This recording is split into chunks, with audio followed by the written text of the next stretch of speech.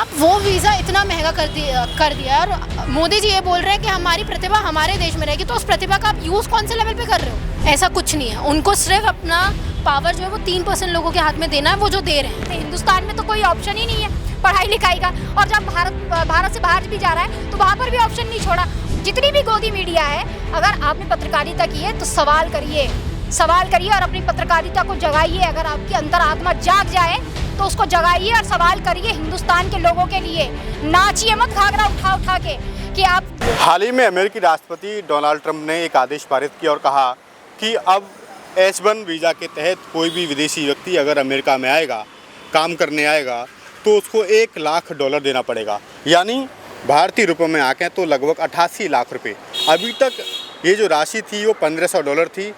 अब इतनी बड़ी राशि ऐसे लोग जो कि अमेरिका में जाना चाहते हैं, विदेशी धरती पर काम करना चाहते हैं, वहाँ डॉक्टर और इंजीनियर बनना चाहते हैं, उन लोगों के लिए बड़ी समस्या होगी। इस पर देश के पढ़े लिखे युवा क्या कहते हैं, आइए बात करते हैं।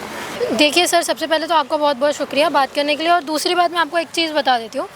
क्या होता है कि जब आप लोगों को अपनी कोई प्रतिभा दिखानी होती है ना, आप सिर्फ इंडिया के लेवल पे कम्पीट नहीं करते, आप वर्ल्ड लेवल पे कम्पीट करते हैं। स्पेशली आने वाला टाइम जब ग्लोबलाइजेशन का हो, तो जब सारी कंट्रीज़ एक दूसरे से मिलके सारे ट्रेड कर रही है, इकोनॉमी संभाल रही है, तो आप यूजुअली ये चीज़ चाहते हो कि आप भी बाहर जाओ।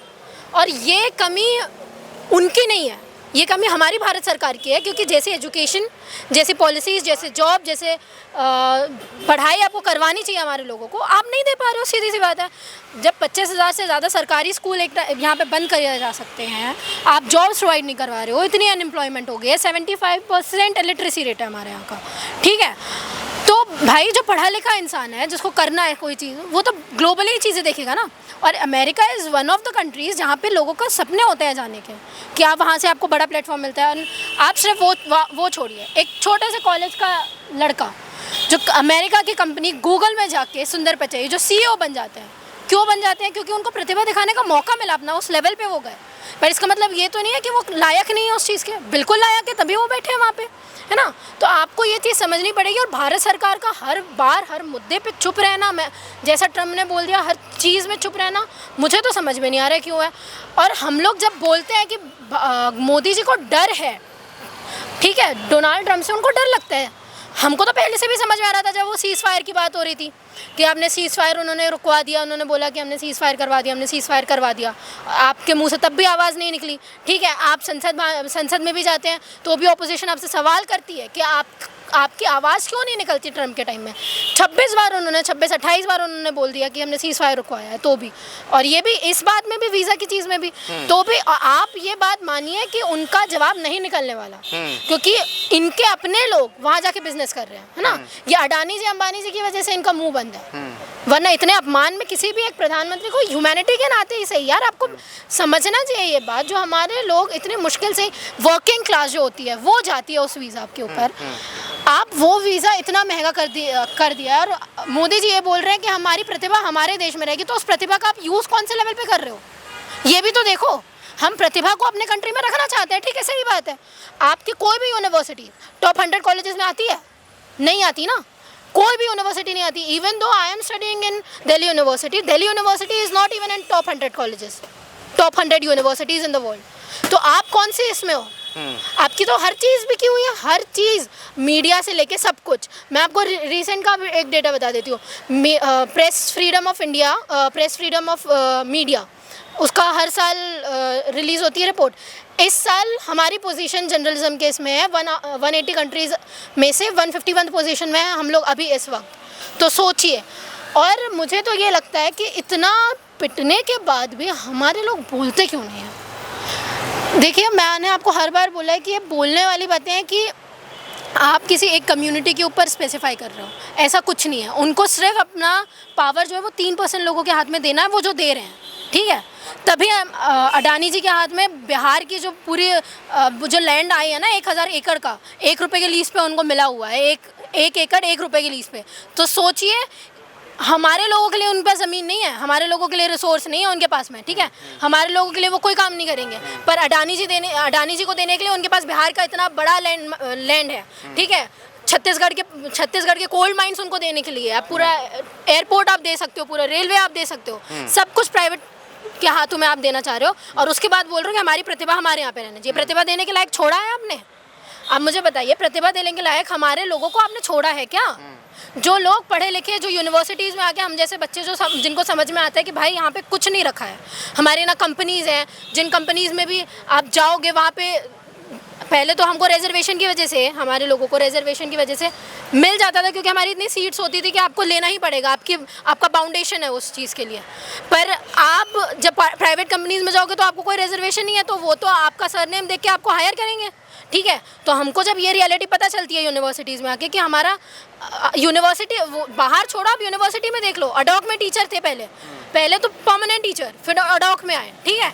अडॉक में आने के बाद आप गेस्ट फैकल्टी कर दी गई है कि एक लेक्चर पढ़ाओ और उसके पैसे मिलेंगे आपको, ये सिचुएशन हो गई है। आप दूसरी चीज़ों के बारे में तो छोड़ ही दो।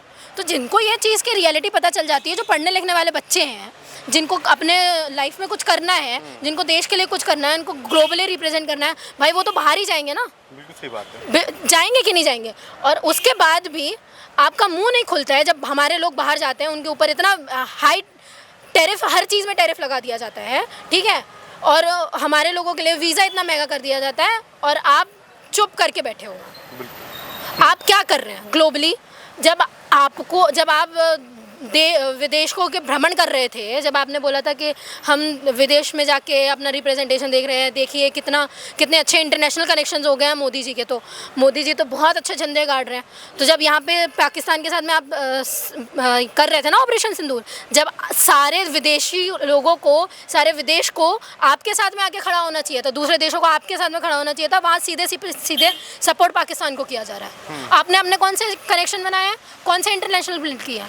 कुछ नहीं किया। मतलब आप बोलने वाले हैं। मोदी जी का हर चीज में चुप रहना, देखिए हर बात खामोशी भी कई बार जवाब दे देती है सर, तो खामोशी ये जवाब दे रही है कि मैं कुछ नहीं कर सकता। अभी तक जो हम आंकड़े देखे हैं, उस आंकड़ों में दिखता है कि 70% से ज़्यादा भारतीय अमेरिका जाता है और H1 वीज़ा पे जाता है। अब उस भारतीय का अमेरिका जाने का सपना ही रह जाएगा, और भारत में भी रोजगार है नहीं। आप इसको कैसे देख रही हैं, सरकार की खामोशी को? पहले तो ये आप समझिए क्रोनोलॉजी, अमित शाह जी कहते हैं ना क्रोनोलॉजी समझिए, तो क्रोनोलॉजी ये समझिए कि भारत में जब से सत्ता में मोदी जी की सरकार आई है, तब से युवाओं के लिए रोज़गार तो है नहीं। जब वो पढ़ने के लिए यहाँ पे बाहर जाता है, क्योंकि यहाँ पर तो उस तरीके का जो कोर्स है उसको तो हाई फाई बना दिया है। अगर इंजीनियरिंग भी करने जा रहे हैं तो 5-6 लाख से ज़्यादा लगता है। मेरे एक जानने वाले हैं, वो अपने बेटे के एडमिशन के लिए यहाँ परेशान घूम रहे थे, तो मैंने जब उनसे पूछा कि क्या हुआ, कुछ बात बनी, तो कह रहे हाँ 8-10 लाख रुपये लगेगा। सोचिए मिडिल क्लास का आदमी 8-10 लाख रुपये कहाँ से देगा? वो एक छोटी सी नौकरी कर रहे हैं, वो कहाँ से देंगे बेटे के लिए? तो जब ये मौका बाहर विदेश में उनको मिल रहा है, तो बच्चे यहाँ से पढ़ने जा रहे थे। तब यही जो सरकार थी तो वो ये कह रही थी कि भाई बाहर पढ़ने क्यों जाना है, आपको तो अपने भारत में पढ़ना चाहिए। अपने भारत में इतना हमने शिक्षा व्यवस्था इतनी अच्छी करी हुई, कहाँ करी हुई है? आप पेंसिल तक पे तो जीएसटी लगा रहे हैं। पहले तो आप जीएसटी लगाते, फिर जीएसटी वापस करने का एक ड्रामा करते हैं, फिर उसको एक महोत्सव की तरह बनाते हैं। हर चीज़ तो महोत्सव की तरह मनाई जाती है।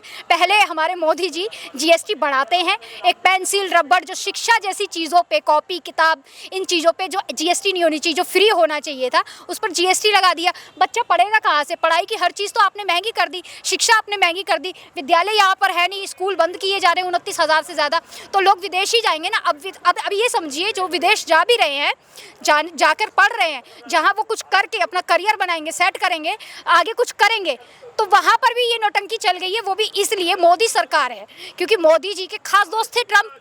पहले यहाँ पे ही कुछ अंधभक्त जो संघी लोग हैं वो यहाँ पर पूजा कर रहे थे और कह रहे थे ना कि मोदी जी जैसे अब की बार ट्रम्प सरकार, वैसे ही मोदी जी के लिए कह रहे थे, जैसे मोदी जी के लिए कह रहे थे कि अब की बार मोदी सरकार, वैसे ही ट्रम्प की फोटो रखकर पूजा कर रहे थे अब की बार ट्रम्प सरकार। तो अब ये दोस्ती में खटास कैसे आ गई? अब मोदी जी सवाल नहीं कर रहे हैं, क्या हो गया? मोदी जी चुप क्यों हो गए हैं? H1 जो वीज़े पे इतना जो $1 लाख, हाँ 88 से भी ज़्यादा है शायद, मैंने 80 देखा लाख था। रुपया भारतीय मुद्रा में। हाँ, इतना ही है क्या? तो ये सोचिए कि इस हिंदी, मगर हमारे हिंदुस्तान की मुद्रा में वो इतना भरेगा तो जाएगा कैसे, पढ़ेगा कैसे? हिंदुस्तान में तो कोई ऑप्शन ही नहीं है पढ़ाई लिखाई का। और जब भारत से बाहर भी जा रहा है तो वहाँ पर भी ऑप्शन नहीं छोड़ा। और आपको एक चीज़ और बता दूँ, H1 वीज़ा के तहत जाने वाले सबसे ज़्यादा भारतीय नागरिक हैं। 90% से 90% से ज़्यादा, मैंने एक सर्चिंग में देखा था कि 90% से ज़्यादा, ये 70 बता रहे हैं तो इतना ही होगा। तो सोचिए, जब इतना ज़्यादा यहाँ से ही भारतीयों से जाकर के वहाँ पर पैसा बढ़ाया जा रहा है, और फिर ट्रम्प सरकार की जो वहाँ पर ट्रम्प की सरकार चल रही है, ट्रम्प ने विदेशों में जो है यहाँ से भारत से पैसा खींच के बना लिया वहाँ पे।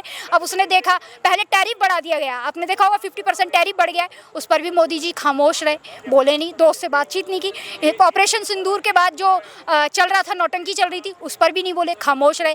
मेरे को लग रहा है अब दोस्ती में पूछ के नहीं रहे मोदी जी। अमेरिका को तो सपोर्ट कर रहा था ना भारत, कि यहाँ के जो अंधभक्त संगी थे वो तो सपोर्ट कर रहे थे कि ट्रम्प आप लड़ो, हम आपके साथ हैं, स्वागत हो रहा था। अब ट्रम्प से सवाल नहीं कर रहे वो संगी, अब वो अंधभक्त पता नहीं कहाँ गायब हो गए। अब वो H1 वीज़ा के लिए कोई अंधभक्त सामने नहीं आ रहा, किसी भी तरीके का संघी नहीं बोल रहा, कोई पार्टी से कोई नेता कोई भी बोलने को राजी नहीं है। सिर्फ अंधभक्ति छाई हुई है, ऊपर हरा हरा दिखा दिया, बस आपको खुश किया जा रहा है। हिंदू मुसलमान करो, धर्म की राजनीति करो, बस हिंदू मुसलमान से सब कुछ चल जाएगा। GST को महोत्सव की तरह मनाओ, कभी सेवा पखवाड़ा चला दिया जाता है, छोटी छोटी चीज़ों को बड़ा बना के दिखाया जा रहा है। लेकिन जो असली मुद्दे हैं उनको हाइड किया जा रहा है। असली मुद्दा तो अब ये है, इस पर कोई भी गोदी मीडिया नाच के, अंजना जी अब नहीं बिठा रही हैं, मुर्गे नहीं लड़ा रही हैं, वो नहीं बोल रही हैं ट्रम्प सरकार के लिए। अब यहाँ पे सवाल नहीं कर रही है, ना मुर्गे लड़ा रही है, ना किसी को बिठा रही है, ना सवाल ये पूछ रही है कि अगर आपने पत्रकारिता की है, अंजना जी, रूबिका जी, जितने भी, सुधीर चौधरी, जितनी भी गोदी मीडिया है, अगर आपने पत्रकारिता की है तो सवाल करिए और अपनी पत्रकारिता को जगाइए। अगर आपकी अंतरात्मा जाग जाए तो उसको जगाइए और सवाल करिए हिंदुस्तान के लोगों के लिए। नाचिए मत घाघरा उठा के कि आप सिर्फ और सिर्फ धर्म की राजनीति कर करके दिखा रहे हैं, नाच के दिखा रहे हैं, बस यही चल रहा है पूरे देश में। देखिए, धर्म, हिंदू जाग गया है, हिंदू अब ये उठ गया है, हिंदू सो गया है, बस यही नौटंकी चल रही है। अरे भाई, असली मुद्दे पे बात करिए। H1 वीज़ा पे कोई भी बात करने को राजी नहीं है, कोई नहीं बोल रहा, सांप सूंघ गया है। वो जो ज़खीरा बैठा हुआ है ना नोएडा में, पूरा नोएडा में मीडिया का ज़खीरा, वो अब नहीं चिल्ला रहा है, घाघरा उठा के नहीं बता रहा है कि भैया H1 वीज़ा पे $1 लाख इस तरीके का लग गया है, वो नहीं बोल रहा है। ये जो है नौटंकी चल रही है देश में, इस मुख्य चीज़ों पर बात होनी चाहिए। लेकिन बहुत दुख होता है कि हमारी गोदी मीडिया जो है घाघरा उठाकर सिर्फ और सिर्फ बढ़ाई कर रही है। मीडिया आखिरी सवाल मेरा आपसे, सरकार की बढ़ाई कर रही है। मोदी जी तो हैं ही प्रधानमंत्री, उनके कर्तव्य है कि जनता के लिए काम करेंगे। लेकिन छोटी छोटी चीज़ों को जो बखान करा जाता है ना, बड़ा बताया जाता है, उसको थोड़ा आप कम करिए, ठीक है? ये गोदी मीडिया के लिए है ये। जी, आखिरी सवाल मेरा आपसे ये है, हाँ। आपने कहा कि नेता कुछ नहीं बोल रहे, नेता बोल रहे हैं। नेता कहने कि अमेरिका ने पाबंदी लगा दी है, भारत का जो है फायदा होगा, आत्मनिर्भर भारत बनेगा, भारत के जो इंजीनियर हैं भारत में रहेंगे। पहले आत्मनिर्भर बोल के आपने पागल बनाया कि पकौड़ा तलना आत्मनिर्भर हो जाएगा। पकौड़ा तलना, कोई इंजीनियरिंग करके आ रहा है, आप सोचिए 10-20 लाख उसने लगा दिए, इंजीनियरिंग करके आ रहा है, पकौड़ा तलेगा? अरे भाई, वो 5वीं पढ़ के भी पकौड़ा तल लेता। चाय का रोजगार आपने बता दिया कि चाय चलाइए, पकौड़ा बनाइए। चाय वाला देखा है, कितने सारे चाय वाले बन गए। एक चाय वाले ने पूरे देश को देखिए किस तरीके से झोंक दिया है आग में। और अब जो है पकौड़ा तलना रोजगार बताया जा रहा है। आप कह रहे हैं नेता बोल रहे हैं, कहाँ नेता बोल रहे हैं? कौन से नेता बोल रहे हैं, बताइए मुझे। ये बोल रहे हैं कि अब अमेरिका ने ये सही किया कि पाबंदी लगा दी। इनका एक नौटंकी ये जरूर रहती है कि गलत हो गया है, गलत को ही सही बताना है, सही नहीं बताना है। जिस तरह से अब की बार ट्रम्प सरकार, ये नारा था, पूरी दुनिया भौचक थी, हम लोग हैरान थे। ठीक है, एक पॉलिसी होती है विदेश पॉलिसी, विदेश नीति। हम विदेश नीति में बहुत ज़्यादा विफल हो गए, और ये इस तरह से नारा या कैंपेन करना मेरे लिए तो बहुत शर्म की बात रही। और आज जिस तरह से टैरिफ लग रहा है, तो इसको तो मुंह तोड़ जवाब देने का मौका था, लेकिन हमारे बाजुओं में दम नहीं है। हम सिर्फ ज़ुबानी जमा खर्च करते हैं। पूरी दुनिया में जो मशहूर हुआ है ना, जुमलेबाज बेवजह नहीं हुआ। इसी तरह की छुटभइयों जैसी टपोरी लैंग्वेज की वजह से आज हम पूरी दुनिया में बदनाम भी हो रहे हैं। और आज हमारे युवाओं के लिए जो है ये एक बहुत बड़ा चैलेंज है। उनके लिए पेट का सवाल है। उनके जो बड़े बूढ़े हैं ना, जो बुज़ुर्ग हो चुके हैं, जिन्हें दवाई की नीड है, खाने पीने की नीड है और बहुत सारी ज़रूरतों की नीड है, उन सब के लिए ये बहुत बड़ा थप्पड़ है अमेरिका का। जी, आपने जब बात की पेट की, तो लगातार भारत में भी ये कई बार वादे हुए सत्तारूढ़ दल की तरफ से, प्रधानमंत्री मोदी की तरफ से कभी वादा हुआ कि हम हर साल 2 करोड़ रोजगार देंगे। कभी लाल किले की प्राचीर से हाल ही में उन्होंने कहा कि हम 3.5 करोड़ रोजगार देंगे। तो भारत में जब रोजगार नहीं दे पा रहे हैं तो अमेरिका भी नहीं जाने दिया जाएगा अब तो, जो लगेगा। तो आप इस पर कैसे देख रहे हैं कि देखिए, ये हमारी सरकार की जो है विदेश नीति, नीयत और नीति दोनों की विफलता है। सच्चाई ये है। अब हमारे लोग, हमारे इंडियन लोग इसको किस अंदाज में देखते हैं, ये उनके अपने तरीक़ा है। लेकिन इकनॉमी या जितना नोट नीचे गिर चुका आज, इससे ज़्यादा कभी पहले नहीं गिरा। शायद अंग्रेज़ों के ज़माने में भी ये बदतर हालत, आर्थिक स्थिति हमारे देश की नहीं थी जो आज की नीति है। रोजगार के मुद्दे पर आप कैसे देख रहे हैं? क्या ये सरकार युवाओं को रोजगार दे पाई, उनको न्याय दे पाई? ये सरकार ना तो रोज़गार दे पाई, ना न्याय दे पाई। सच्चाई ये है। और इसी की आड़ में, इसी पर पर्दा डालने के लिए ये तमाम तरीके के हिंदू मुस्लिम और छूत अछूत और दूसरी चीज़ें, बुलडोज़र, ये सब उसी की देन और उपज है। पूरी दुनिया देख रही है इसको, और यहाँ के लोग भी देख रहे हैं और इतिहास लिखा जा रहा है। सच्चाई ये है। देखिए, अच्छाई और बुराई 2 रुख होते हैं। किसी भी बात के, किसी भी सिक्के के 2 पहलू होते हैं और दोनों पहलू साफ जाहिर हैं। आप बनावटी बातों से इतिहास को नहीं बदल सकते।